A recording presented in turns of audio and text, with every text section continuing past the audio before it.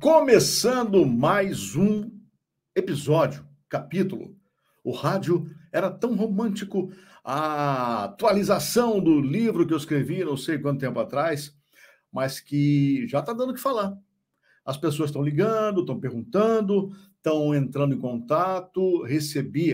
Vou contar uma coisa engraçada aqui, muito engraçada não, muito legal.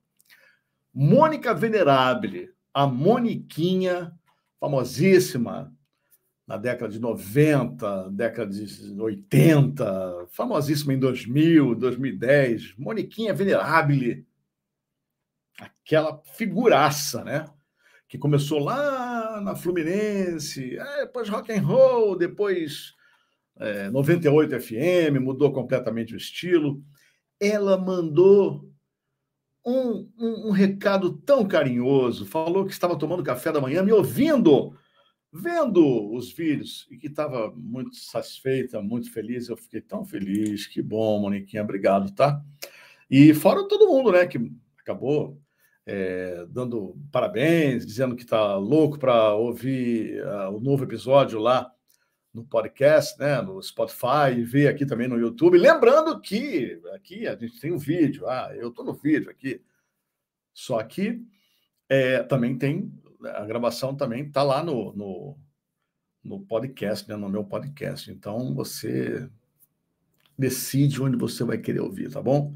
Só tem um detalhe interessante aqui no YouTube. Eu pago mico o tempo todo, caras e bocas, porque eu sou um locutor que fui criado, treinado para o áudio.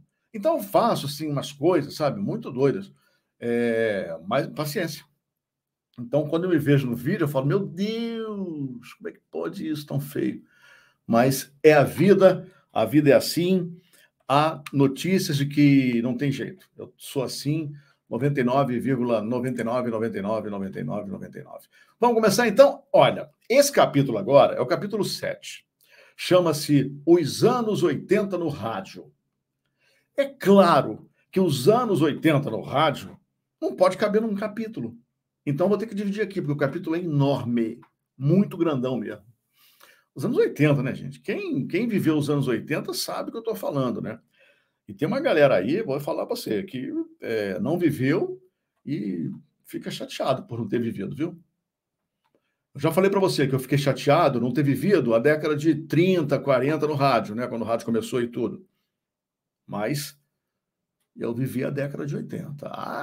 Eu vivi a década de 80 muito... Olha, foi muito vivida, viu? Muito. Primeiro eu comecei em rádio em 82 e 83. Em 85, eu já era meio famoso por conta da Transamérica, aquela equipe toda.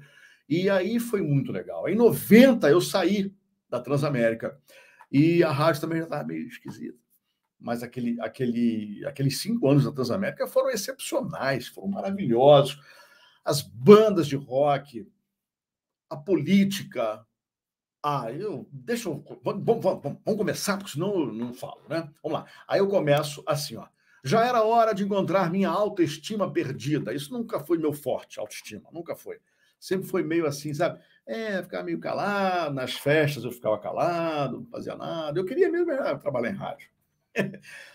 O Mansur avisou lá no prefácio, né, que eu era meio doido, né? Quer dizer, eu era não, a pessoa nunca deixa de ser doido, mas que eu tinha uns probleminhas, né? Vamos lá. As meninas me achavam um cara legal, um bom papo, um cara animado, né? Fazendo sempre umas piadas, mas eu não pegava ninguém. A verdade é essa. Eu entrei nos anos 80 não pegando ninguém. Olha, meu Deus do céu. Era sempre a mesma frase, né? Eu gosto de você, Rui. Eu gosto de você, você é muito legal, mas é amizade. Que se dane a amizade? Eu lá queria saber de amizade, rapaz. Bom, todo mundo falava que eu era muito calado, quieto, introvertido, e não era bom para a minha popularidade na escola ou na turma de rua, porque eu andava ali na turma da rua e era uma galera muito legal, muito bacana e tudo, mas toda noite a gente descia em Copacabana, tinha ali a galera que ficava conversando, batendo papo também. Mesmo assim, eu me sentia forte, convicto de que eu seria um vencedor em qualquer batalha. Né? Eu botei na minha cabeça que se eu fosse médico, seria um bom médico. Se eu fosse aviador, seria um bom aviador. Se eu fosse um locutor, eu seria bom locutor. E até hoje sou assim. Eu sou um cara confiante. sabe? Eu tenho sempre a certeza de que vou vencer. Pensava como poderia ser mais descolado, entendeu? Extrovertido, mas era sempre um fracasso. Na verdade, eu não nasci para ser assim. Aquele cara que chega na roda e fala com todo mundo. Não, nunca foi. Aí, talvez seja por isso que eu deixei crescer um famoso bigodinho ridículo. Gente, olha, eu era famoso por um bigodinho. Tem fotos disso. Aliás, não era um bigodinho, não. Era um bigodão legal, sabe? Parecia um bicho assim em cima do meu lábio. Um bicho. Parece que uma lagarta entrou. Opa, a lagarta entrou. Não, era o meu bigode, tá? Deve ser para me esconder, né? Então, eu queria ser homenzinho, aí eu botei lá um bigode ridículo. O que você quis, eu era Juninho com bigodinho. Isso não dava certo. Claro, né? Só saía de casa para ir para o curso de inglês, para ir para a escola. E aí aconteceu um negócio engraçado. Depois de ser assaltado, eu fui assaltado na Copacabana, Rio de Janeiro, fui assaltado. Sou carioca. Por segurança, meus pais contrataram um porteiro do prédio para me levar e buscar no curso. Imagina se isso ia dar certo para um garoto que queria ser extrovertido. Era um mico, um guarda-costa, uma roupa de faxineiro, lá, beleza. Gente boa, seu Horácio. Era muito legal. A gente conversava e tudo. Mas já pensou se eu tivesse afim de alguma menina do curso de inglês? Seríamos eu, seu Horácio e ela conversando, né? Isso é uma beleza, né? Para piorar a situação, a minha irmã veio com a história que uma amiga dela me achava interessante. Eu comecei a ficar interessante, né? Bom, mas que eu não me preocupasse, não. Pois a minha irmã tinha cortado a aproximação, porque é amiga dela, e aí eu coloquei entre parênteses, assim, gostosíssima. Eu não lembro, se eu encontrar, não sei nem quem é hoje.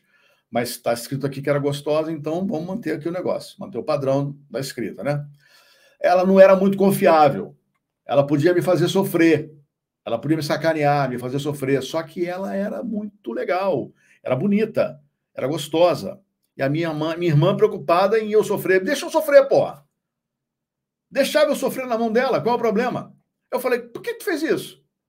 Não, porque ela é perigosa. Deixa o perigo, eu amo o perigo. Não, porque ela podia sacanear você. Deixa sacanear, pelo amor de Deus. Deixa a mulher fazer tudo. Eu falei com a minha irmã, por que você fez isso? Quando aparece uma pessoa interessante, ela inclusive era mais velha, né? Porque eu sempre preferi, né? Era mais velha, e eu pensei assim, meu Deus do céu, tudo ali, né? Na minha mão, ali, a menina, segundo a minha irmã, né? Ela estava querendo. A minha irmã preocupada. Deixa eu sofrer, cara. Depois eu me viro. A vida, o que é a vida? A vida é sofrimento também, né? Mas vamos lá. Vamos voltar para o mundo do rádio, porque não deu nada mesmo. A mulher sumiu. Não sei o que a minha irmã falou para ela, que ela sumiu. No final da década de 70, início dos anos 80, o rock brasileiro não andava muito legal, não. Não havia nada interessante na rádio. A programação das emissoras era basicamente voltada para a música brasileira. Aí você pode escrever o seguinte, eu posso dizer para você. Chico Buarque, Gal, a Simone, Roberto Carlos e por aí vai. Posso estar errado, hein? Mas o que podia ser considerado mais jovem nesse início da década de 80, o que era considerado jovem era Eduardo Dussek, Marina Lima, depois tem uma história maneira com a Marina para contar, Pepeu e Baby Consuelo, depois virou Baby do Brasil, né? Pepeu Gomes, Guilherme Arantes, cara, era muito legal, muito bom. Guilherme Arantes assim, eu não acho ele um ótimo cantor, mas ele é um excelente letrista e as músicas são boas, né? Tinha também A Cor do Som, que era muito jovem na época, 14 bis, papapá. A programação da Rádio Cidade hoje seria uma piada, né? Seria uma piada, porque era assim, tinha disco music, aí depois parava e tocava Chico Buarque. É porque não tinha, entendeu? Não tinha um rock nacional. A onda New Wave apareceu em São Paulo e chegou rapidamente aqui no Rio de Janeiro. O grupo B52, B-52s, que mais parecia um Restart, lembra aquele grupo Restart? Dominó, sei lá. Não sei. Bom, ele era muito tocado na Jovem Pan, o B-52, Jovem Pan lá em São Paulo. A Jovem Pan não é o que era hoje, não, tá? Hoje é só notícia. Não, naquela época a Jovem Pan era uma das melhores rádios do Brasil, em São Paulo, e eu era louco para trabalhar lá. A galera ficava pulando sem parar. Parecia com a pilha alcalina, sabe aquela pilha alcalina? No Rio, a onda aqui era o Circo Voador. É um circo montado no Arpoador, no início de 82. E aí, nesse circo, muita gente se lançou ali. Vários nomes se lançavam, várias bandas. Também tinha aula de teatro. Eu lembro logo do Asdrubal trouxe o trombone. Lembro disso. Aí só se falava aqui no Rio de Janeiro em New Wave. Cabelo colorido, todo mundo começava a pintar o cabelo. Era legal, era bacana. Alguns nomes que surgiram no circo estão até hoje aí com sucesso merecido e marcaram a época, sempre uma época interessante. Um ritmo diferente, falando música de um grupo de amigos que se perdeu na selva após um acidente de avião, fazia sucesso em todas as rádios. Estava no ar uma Gangue 90 e Absurdetes, um pouco desafinado, mas era bonitinho. O líder era Júlio Barroso. Quem não ouviu falar em Júlio Barroso na década de 80 não viveu a década de 80. Era um cara muito louco, muito criativo, enfrentava problema com depressão, droga, alcoolismo. Morreu tragicamente em junho de 84, aos 31 anos, caindo da janela de seu apartamento em São Paulo. A hipótese é que ele caiu sem querer. Mas, enfim, não se sabe. Caiu também a criatividade musical do rock. Depois que a Gangue 90, depois que o Júlio Barroso morreu, deu uma queda, ficou assim meio parado, o pessoal ficou meio chocado com essa história aí. Mas quase ao mesmo tempo apareceu o que eu falei agora. Asdrubal trouxe o trombone, um grupo musical, mas o estilo teatro. Era um teatro com música. Muito legal. Aí tinha Evandro Mesquita, o Lobão, né? Mudaram de Asdrubal para Blitz, com duas meninas que sobressaíam nos vocais. A dona Márcia Bulcão e a dona Fernanda Abreu, que está aí até hoje, né? Aliás, Fernanda não envelhece, né? Continua bonita. Pronto. As rádios não paravam de tocar, os ouvintes não paravam de ligar, porque não tinha o WhatsApp, não tinha o e-mail, era ligação mesmo. E a gente deixava fora do gancho, porque não adiantava dizer que ia tocar, mas queriam tocar de novo, e papapá, a gente ficava de saco cheio, só queriam saber, você não soube me amar, você não soube me amar. Isso era, assim, uma febre danada, e fizeram muito sucesso. Depois o Lobão saiu do grupo e lançou o primeiro disco solo, disco em vinil ainda, Cena de Cinema. Meu amor numa lambreta, Cena de Cinema, muito legal. Só quem viveu essa época sabe como brotavam grupos e nomes estranhos, nomes novos. Era João Penca, seus miquinhos amestrados, que deu Léo Jaime, Léo Jaime era do João Penca, né? Foi a carreira solo. Eduardo Sec e seu Rock da Cachorra incentivava a troca do cachorro por uma criança pobre. Você vê isso, né? Olha, joga fora o seu cachorro e pega uma criança pobre, né? Lulu Santos, que ainda era Lulu dos Santos, Barão Vermelho, e o seu primeiro hit, Down em Mim, depois Bete Balanço, Meu Amor, Kid de Abelha, com uma Paula Toller desafinadérrima, ainda com os Abóboras Selvagens, e o Leone, nessa época já namoravam, Leone e Paulinha. Os Paralamas do Sucesso vieram de Brasília, vieram também de Brasília, Legião Urbana, Plebe Rude e muita gente. Aí você vê que nome maluco isso, né? Paralamas do Sucesso, Plebe Rude, muito doido, né? Kid de Abelha, que isso, cara? Mas tudo se posicionou, show, rádio. Os Paralamas arrebentaram com o disco Cinema Mudo. Aí depois tinha um inglês também, que é o inglês mais carioca que eu já vi. O cara é chamado de Richie. Ah, Rich aí. Rich, eu encontro com o Rich sempre na Lagoa. Rich cantava Menina Veneno. Pois é. E um fenômeno de venda, Rich. Bom, quando eu produzi um programa, em 1983, foi o primeiro programa que eu produzi na vida. A rádio não tocava nada disso. E eu botei para tocar Richie, né? E a direção da rádio, muito educadamente, sugeriu que eu tirasse o programa do ar. Para começar a dar problema. Bom, na Terra da Garoa, São Paulo, acontecia o grupo Titãs, 8 integrantes e uma sonífera ilha. Misturava New Wave e rock. De lá também vieram Magazine, Ira, ultraje a rigor com Nós Vamos Invadir Sua Praia. E a Transamérica, aqui no Rio, 101,3, já estava no ar quando aconteceu o Rock in Rio. O primeiro Rock in Rio, em 85, era lama para todo lado. Lama na canela, disposição para assistir ao maior show de todos os tempos. O Brasil entraria de vez no roteiro internacional de bandas. E esse evento foi determinante para o rock nacional. E o rock nacional foi determinante para o sucesso da Transamérica FM. Mas aí tinha a política. Ai, os ares da política não andavam nada leves, sabe? Tudo bem, a ditadura tinha acabado. Mas a livre expressão, né, até mesmo o palavrão no ar, faziam da Transamérica uma rádio irreverente, porque nós falávamos palavrão. Olha, pode falar tudo que não tem mais ditadura. A gente não sabia falar política, nem tinha essa vontade de falar política. Aí começou a falar palavrão. Sabe o que aconteceu? A gente saiu do 18º lugar para o 2º lugar no Rio de Janeiro em poucos meses. Aí, ó, a rádio dava festa, churrasco. Sabe onde era o churrasco? Lá no Morro do Sumaré, onde ficam as antenas aqui no Rio de Janeiro. Né? Aumento de salário, aumento espontâneo, o tempo todo. Eu até achei que eu fosse ficar rico. Mais churrasco, mais aumento, depois vinha aumento, mais churrasco, não nessa ordem, era churrasco e aumento. Era uma beleza, né? Democracia, assim, de repente, ainda não era muito assimilada, não, afinal de contas, a gente não sabia se comportar com a tal liberdade, né? Essa era a cobrança em cada reunião de rádio, eles cobravam, olha, vocês têm que falar, vocês têm que falar muito de música, falar de política, pode falar, porque... Não, mas a gente não falava, não. Sabe por que não falava? Porque a gente não sabia falar. Amordaçado durante todo o tempo, né?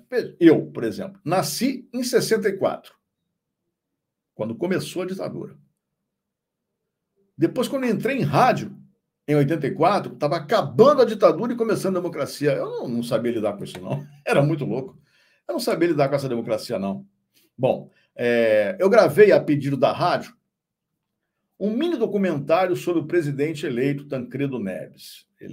Foi lá. Tancredo Neves é o primeiro presidente depois da ditadura, papapá. Bom, Tancredo não estava legal, de saúde. Tem um monte de fake news aí que rolava na época, que ele levou uma facada, mas não foi isso. Ele estava com um problema no divertículo, no intestino, né? E aí eu gravei, a pedido da Transamérica, um documentário, assim, tipo 10 minutos, sobre o presidente eleito Tancredo Neves, que ia ao ar caso o Tancredo viesse a falecer. Aí não deu outra. A gente estava no apartamento, a gente estava numa festinha no apartamento do Carlos Alberto. Hoje, Casobé, né? Carlos Alberto. Ele faz Rio de Prêmios hoje, é um cara bem famoso. É um locutor bem famoso, bem conhecido aqui no Rio. E eu estava na festinha na casa dele, festinha bem... pouca gente, sabe?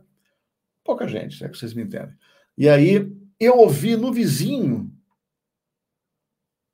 a minha voz rolando. Eu falei, ih, Tancredo morreu. Porque assim, por que eu estou contando isso? Eu estou contando isso porque a Transamérica dava eco. Todo mundo ouvia a Transamérica. Então, quando eu ouvi no vizinho, alto, a minha voz falando sobre Tancredo, eu falei, ih, Tancredo morreu. Muito louco isso, né? Interessante. Foi a primeira vez que eu me toquei assim, poxa, legal, né? A minha voz está lá na rádio e eu tô... Aí o país entrou no maior baixo astral, né? Foi o maior baixo astral. Tancredo morreu, era assim, todo mundo chorando muito, parecia que a democracia não ia dar certo, né? Não ia acontecer, ia voltar à ditadura. Eu lembro que, agora eu posso até falar, a gente só ia entrar depois, sentir essa depressão, quando morreu Ayrton Senna. Ayrton Senna ainda foi pior, sabe? Ainda foi mais deprê. Bom, no lugar do Tancredo, ficou o Sarney, José Sarney, que fez o Plano Cruzado, que tinha mania feia de presentear amigos com concessões de rádio FM. O cara não podia fazer nada. É amigo? Toma aqui a concessão. Então, a gente pode dizer que ele contribuiu muito para que este rádio analfabeto, né, que a gente tem hoje no interior, em algumas capitais, até hoje, né? Com gente sem preparo, gente que nunca tinha entrado numa emissora de rádio, virava dono de canal de um dia para o outro, só porque era amigo de Sarney. Acho que o Sarney fez um desserviço para a radiodifusão, viu? Essa é a verdade. Bom, e a Transamérica aproveitava os lançamentos da Fluminense FM. Na verdade, a Maldita, assim como ela era conhecida, a Maldita só tinha a voz feminina. Aí lembra da Mônica Venerável, que mandou um abraço para mim? Pois é, trabalhamos juntos com a Mônica Venerável há um tempão. A Maldita lançou a maioria do rock nacional. E aí, quando o rock nacional já não... com essa música que lançava, por exemplo, lançou Lobão. Ninguém conhecia Lobão. Aí a Maldita lançava Lobão. Quando o Lobão começava a fazer sucesso, a Maldita não tocava mais. Era muito louco, né? Então, assim, a Transamérica vinha com mais audiência, mais qualidade sonora, a Maldita não era muito legal. E, claro, uma programação mais popular. Até hoje parece que foi a Transamérica que projetou alguns nomes, mas não foi, não. Na verdade, foi a Rádio Fluminense. Eu lembro que, em meados lá de 2010, em entrevista para o lançamento de um livro, Lobão ficou danado, defendeu a história quando o locutor da Transamérica recentemente disse que o cantor seria um lançamento da Transamérica. Lobão foi curto e grosso, como sempre, né? A oportunidade me foi dada por Luiz Antônio Melo na Fluminense FM no Rio. Ele colocou no ar o meu primeiro cassete produzido. Fita cassete. Né? Agora, coisas incríveis aconteceram nos anos 80. Eu me recordo dos primeiros shows da Legião Urbana, gente. Tinha uma casa de show aqui no Rio, chamada Mamão com Açúcar, em São Conrado. Meia dúzia de pessoas conversando, Renato Russo cantando para ninguém. Devia ter, assim, umas 20 pessoas. Pessoal conversando. E a Legião Urbana cantando ali, ninguém prestava atenção. Depois de 6 meses, meu amigo, ninguém conseguia entrar no show da Legião Urbana. Estava todo mundo estourado já na rádio. Será só imaginação? Era muito legal. Não parou mais de produzir sucesso. Era assim. Acho que os anos 80 passaram rápido demais, sabe? Acho que tudo valeu a pena. Legião Urbana, o poeta Renato Russo, né? Trouxe uma banda não muito alinhada musicalmente, não. Eu digo até que eu fui educado em falar que é não alinhada musicalmente. Musicalmente, não. Mas a força da letra do Renato, a voz do Renato, não deixavam dúvidas que Legião marcaria para sempre o rock brasileiro, o rock nacional. Na Transamérica, a equipe de produção criou o rock que rola por essas bandas, que deu muita oportunidade às coisas novas. Esse programa, o rock que rola por essas bandas, rolava domingo à noite em 101,3 e muita gente apareceu dali. Na época apareceu Ojeriza, do Tony Platão, Picassos Falsos, ó, Zero, De Fala, TNT, Nenhum de Nós, Biquíni Cavadão, Violeta de Outono, e muita gente apareceu para tocar. Toca aí pra gente, não sei o quê. Então é isso. Agora, quer ver uma outra coisa também que estourou muito, falando de programação musical? 3 letrinhas que lotavam todos os shows. RPM. Foi o maior show de todos os tempos. Loura e Geladas. Tocava em qualquer canto. O telefone não parava de tocar nas rádios, né? Todo mundo queria ouvir. Paulo Ricardo, lindo, lindo. Paulo Ricardo é lindo. Paulo Ricardo e sua trupe brilhavam. Era uma coisa assim fora do comum, né? Partiram para outros brilhos e assim foram esquecidos pelos mesmos que os colocaram lá em cima. Forte isso. Aos poucos, o RPM foi saindo de cena, as gravadoras abriram os cofres na década de 80. A gravadora ganhou muito dinheiro. Isso aí, com certeza, né? E de Brasília vieram Capital Inicial, Plebe Rude, Paralamas, Legião, como falei, né? Agora, se você puder tocar aí na tua casa, procura aí no WhatsApp.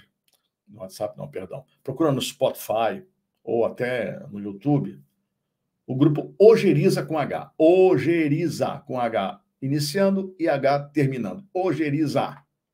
A música para os que estão em casa. Essa música fez muito sucesso. Bom, aí acontecia. Não parou, não.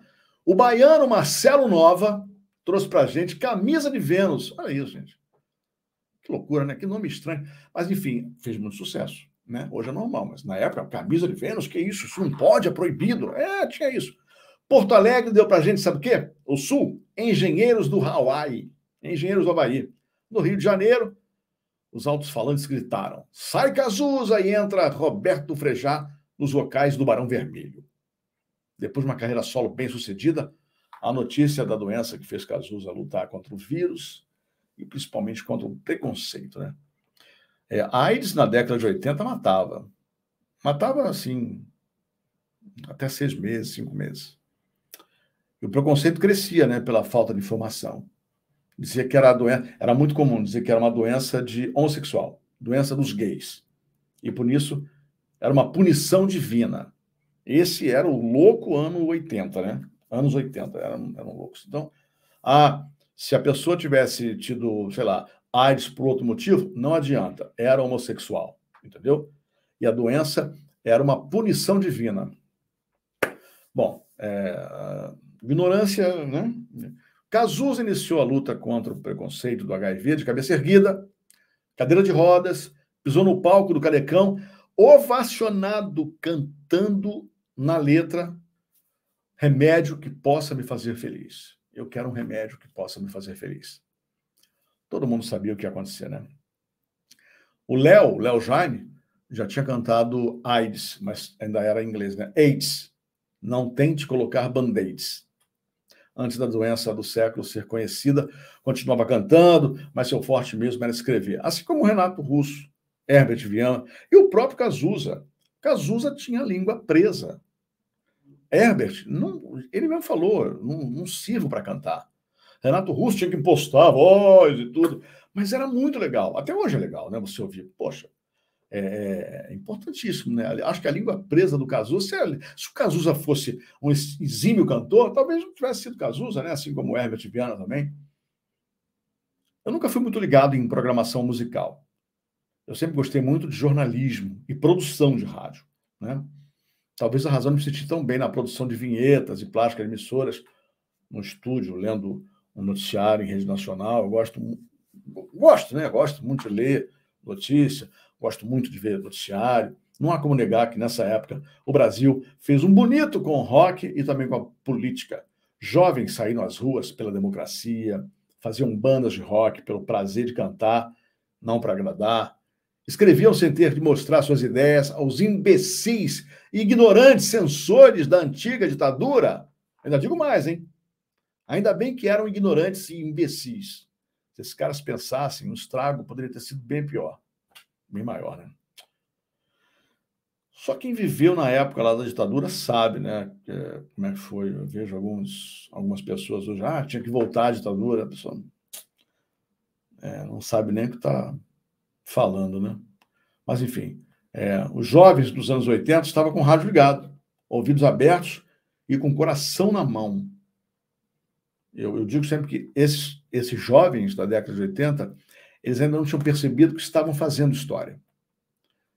Aí eu conto aqui que sempre que eu faço uma palestra em qualquer lugar, eu cito sempre que nenhum sucesso de audiência em rádio vem sozinho.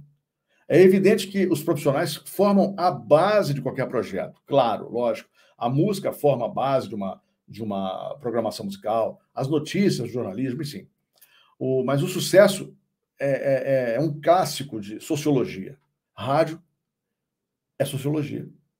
A gente pode ver claramente o caso do Big Boy no final da década de 70, a separação dos Beatles, sabe? Quando a separação dos Beatles, o Big Boy falando que eles iam voltar e tudo, isso era muito afetivo, era muito afeto nessa época com os Beatles e o Big Boy tocando Beatles e dizendo que eles poderiam voltar. O sucesso da Rádio Cidade no Rio veio também com a onda disco americana, sabe? Tinha muito mais produção nos vinis que eram produzidos, né? Muito melhor. E o rádio FM também tinha umas antenas melhores. Na Transamérica também não foi diferente. Em 85, o Rock em Rio e o estouro do rock nacional. Também foi por isso que a Transamérica deu aquele salto. Nós começávamos a falar de forma diferente. A rádio tocava muito rock nacional, as pessoas queriam ouvir muito isso, né? E é isso, assim, o Rock in Rio também ajudou muito. A juventude em uma mudança política. Tancredo tinha sido a solução. Povo na rua, diretas já. O sucesso da Transamérica se deve também aos movimentos sociais, políticos da época, que geraram bandas e grupos falando sobre isso, né? E foram muito importantes na época, né? O sucesso da Transamérica, eu sempre falei isso, sempre vou falar, ela nega, mas também se deve, em parte, à locutora Adriana Rimmer, que esbanjava criatividade, ao Marcelo Mansur Memê, com seus remixes, Memê, famoso DJ hoje, não é nem mais DJ, já é produtor musical, né? O Memê já é internacional. O jornalista Cláudio Carneiro, também produtor e redator, muito criativo. Ao locutor Carlos Alberto, que eu falei agora há pouco, era impecável nas piadas, era um cara muito engraçado, muito rápido, criativo, né? Que era sempre uma resposta rápida, a gente sempre conversava, tinha muito papo no ar, inclusive, e ele sempre com piada muito rápida, resposta rápida, bom humor, né? Paulo Berto também, né? Mais novo, o cara que chegou por último no grupo, no time, foi o Paulo Beto. Paulo Roberto Almeida. Não, pô, não vai chamar Paulo Roberto Almeida, né? Aí Eduardo Anderson falou, não. Bota Paulo Beto e olha lá. Aí foi um sucesso, né? Mais novo da turma, a voz bem característica do Paulinho, né? Bem natural, bem interessante. Deus o tem aí, Paulinho. Deus deve estar contigo aí, pedindo para você falar o nome das músicas para ele. Faz falta, Paulinho, viu? Muita falta. A gente era muito amigo. Bom, a Sônia Freitas na programação musical. Renato Justino, Renato, operador sonoplasta, era um barato na operação da rádio lá. Tio Renato, me chamava de tio Renato. Ele precisou de paciência para acalmar os hormônios em ebulição com tanta criatividade transbordando. Trans o quê? Transbordando. Vou te falar, era muita coisa, entendeu? Eu acho que o Renato Justino já tem o lugar dele reservado no paraíso. Porque ele fazia de tudo para agradar a turma da Transamérica. 1985, a gente ali em ebulição, criatividade, e ele, calma, gente, vamos gravar, peraí, calma, né? Então, todo mundo aí era capitaneado pelo coordenador-geral, Eduardo Andros, que era mais velho que a gente, mas tinha uma cabeça mais jovem que a nossa, impressionante. Aí, na década de 80, eu comecei a sentir dificuldades em relação ao microfone e tudo, e eu comecei a ter aulas com a doutora Carolina Freitas, a fonoaudióloga indicada pelo Mansur. Mansur me indicou a Carolina, eu fiz muito tempo. Ela foi fundamental para o meu crescimento profissional. Devo muito a todos que me ajudaram nisso, carreira, mas devo muito também à doutora Carolina Freitas. E aí, sabe o que aconteceu? Eu fazendo fono, eu encontrei o quê? A autoestima. Tá vendo só? Antes da Transamérica, eu cursava os primeiros períodos de comunicação social na Faculdade Estácio de Sá, no Rio Comprido, e soube que entraria no ar a rádio da faculdade. Aí nós fomos conhecer as belíssimas instalações da Rádio Estácio FM. Fiquei impressionado com o cuidado nos mínimos detalhes. Novos equipamentos, estúdios impecáveis. Viu? O estúdio de gravação tinha vista para o estúdio do ar, que, por sua vez, via tudo que acontecia em uma sala de aula que também era estúdio. Perfeito para um curso de rádio. Ó. Já estava surgindo ali a escola de rádio. Perfeito para uma emissora voltada para o estudante universitário. Eu não imaginava que ali, em 84, começaria o embrião da escola de rádio, que seria inaugurada uma década depois, em 94. Na época em que abriram o período de testes para locutores, lá estava eu lá também, quero ser locutor. Eu estava quase preparado, não estava preparado não. Fui chamado, gravei um texto de notícia, que depois anunciava algumas músicas, meu inglês sempre foi bacana, nada complicado. Ao sair do estúdio, adivinha quem estava fazendo o teste? Francisco Barbosa, que na época era a Barbosinha da Rádio Cidade, que organizava o teste em seu inseparável macacão jeans. Ele usava, devia ter uns 10 macacões jeans, ele só usava jeans. Ele perguntou para mim em que rádio eu trabalhava. Eu disse que tomaria isso como elogio. Olha, vou tomar isso como elogio, porque eu sou novato, nunca trabalhei em rádio nenhum. Na hora, ele não percebeu não, mas ali eu tive essa certeza, mais uma vez, que eu estava no caminho certo. Francisco Barbosa perguntar em que rádio que eu trabalhava, eu falei, não trabalho em rádio nenhuma ainda. Eu fui reprovado no teste, mas quando eu apresentei o prêmio Escola de Rádio, 2009, no Teatro Carlos Gomes, foram acho que 700 pessoas, eu contei essa história no palco. Eu fui reprovado pelo Barbosa. Todo mundo riu, foi legal. Ele, na primeira fila, tinha no rosto uma mistura de surpresa com um certo orgulho, porque o Francisco Barbosa, O Barbosinha, eu chamo de Barbosinha, né? É uma dessas figuras que aparece na sua vida e você jura que já conhece assim há 30 anos. A primeira vez que eu ouvi falar dele foi na Rádio Cidade de madrugada. O caçula da Rádio Cidade entrava no ar às 2 horas da manhã e era na época chamado de Júnior, porque é Júnior, Barbosinha, entendeu? Eu fiquei impressionado com a voz do cara, que agora estava ali comigo, fazendo um teste na Rádio Estácio. Quanto ao teste que fiz, não fui selecionado na primeira etapa, mas conhecer o tal do Barbosinha já estava bom demais. Dias depois, fui aprovado no teste da Rádio Imprensa FM. Ah, que beleza. 6 meses depois, ainda na imprensa, recebi um telefonema do diretor da Rádio Estácio para fazer o horário da noite. Entendi nada. Eu pedi demissão da imprensa e fui correndo para a Estácio FM. Era uma rádio interessante pela programação que fazia concorrência com a Fluminense FM. E por ser educativa, não tinha compromissos com o Ibope, graças ao bom Deus. Porque a melhor coisa que tem é você trabalhar numa rádio que não tem compromisso com o Ibope, né, meu amigo? Só com o telefone tocando. A gente tirava o telefone do gancho, então tá tudo bem. Fazia de conta que tinha muito ouvinte ouvindo, mas não sei se tinha, não. É verdade, falando sério. Gente, essa foi a primeira parte dos anos 80. Vem mais coisa por aí. Eu ainda estou na Rádio Estácio. Veja bem, comecei na Rádio Roquete Pinto, depois eu fui para a Rádio Estácio, depois eu fui para a Rádio Imprensa, fiz um tempo Rádio Imprensa e Rádio Estácio juntos, até que depois apareceu a Transamérica. Eu vou contar depois essa história, tá bom? Então, é isso. Estamos aqui agora encerrando esse episódio, esse capítulo aqui no YouTube. E é isso. Muito obrigado pelas perguntas que vocês fazem. Muito obrigado por você ter paciência de me ouvir, ver aqui minhas caras e bocas falando essa câmera que está aqui, ó, que eu não fui educado para isso, mas agora não tem jeito, né? Agora tudo é câmera. Então, estou muito feliz de estar fazendo esses episódios aqui, estar contando a minha história mais uma vez para vocês. A gente volta a outra sexta-feira, às 10 da manhã, com mais um capítulo 7B. Porque esse foi o 7.1, pode ser assim. Capítulo 7, os anos 80. Metade eu já contei para vocês. Depois eu vou entrar em 1985. Estamos aqui em 84. Vamos começar em 85 com um grande abraço para você.